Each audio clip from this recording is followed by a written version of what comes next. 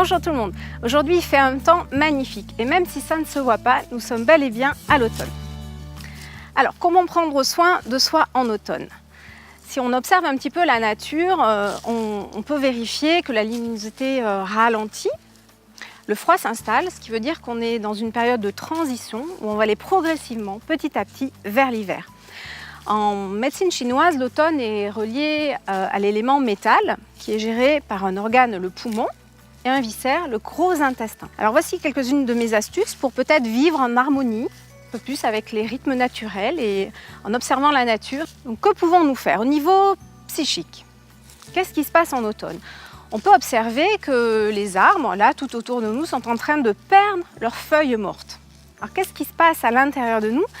En fait, c'est la même chose. C'est le moment de laisser partir tout ce qui est usé.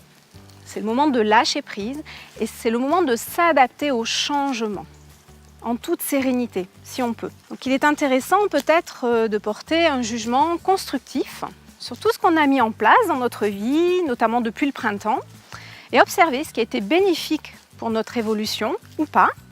Et ce qui n'a pas été bénéfique, on peut le laisser aller, le laisser partir pour s'alléger, comme un arbre s'allège de ses feuilles en fait, tout simplement. Ensuite, au printemps, on a mis en place des projets, des nouvelles ambitions pour nous-mêmes. Donc l'automne, c'est le moment de terminer tout ce qu'on a mis en place dès le printemps. En été, tous ces projets ont pu voir le jour, ont pu s'exprimer de manière beaucoup plus aisée. À l'automne, c'est le moment de clôturer tout ce qu'on a voulu mettre en place, pour s'alléger encore une fois, pour avoir l'esprit tranquille, pour arriver dans l'hiver serein. Serein pour pouvoir se reposer et pour pouvoir recharger nos batteries.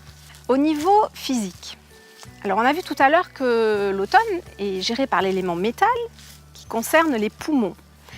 Donc une chose très intéressante à mettre en place en automne, c'est de respirer lentement et de ralentir sa respiration le plus possible pour équilibrer justement la sphère des poumons. Si on observe autour de soi, à l'automne, c'est le moment où les rhumes, les bronchites remontent un peu le bout de leur nez.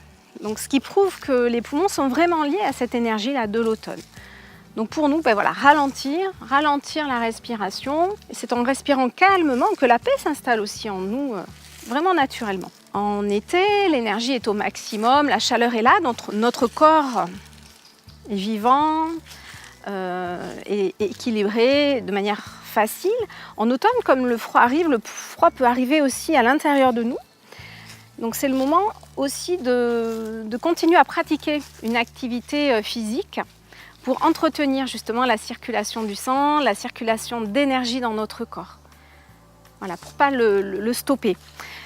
Si on observe, quand on est dans une période de stress où on s'agite, où on fait plein de choses à la fois, on se sent dynamique, et puis dès qu'on arrête, pour une raison X ou Y le mouvement, on sent une fatigue arriver sur nous, comme le froid s'installer en nous, et la transition est trop rude. Dans cette saison, c'est pareil, on ne peut pas passer de l'été, où la chaleur est à son maximum, à la saison de l'hiver, où le froid arrive, sans une transition confortable. Donc le sport, l'activité physique qui nous convient, chacun a sa propre activité physique qui lui convient, va nous permettre justement d'équilibrer en nous cette circulation du sang et énergétique. Ensuite, au niveau énergétique, c'est aussi le moment, comme au printemps, on l'avait vu au printemps, de s'offrir des massages de bien-être, ou des soins énergétiques ou de la réflexologie plantaire ou toute autre technique qui nous convient pour aider notre corps justement à vivre la transition le plus paisiblement possible.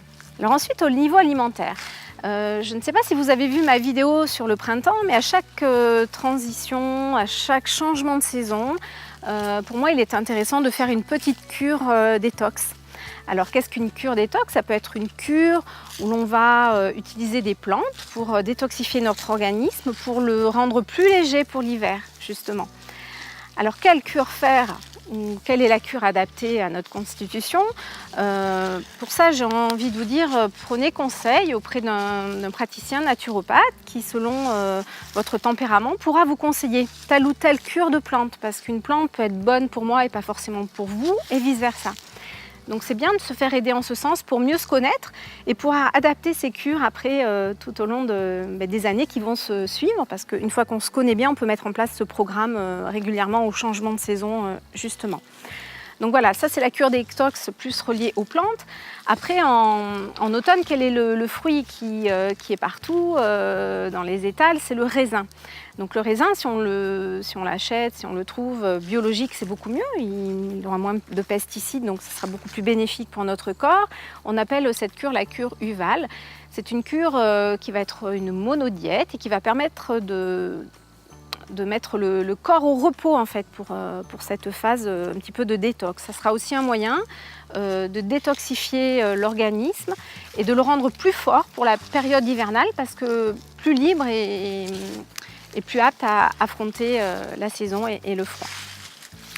Ensuite au niveau alimentaire, toujours je dirais qu'en automne on peut commencer à manger un petit peu plus chaud. En été, même si on mange cru tout le temps, il fait chaud, on n'a pas besoin d'énergie pour réchauffer les aliments parce que la chaleur ambiante est là.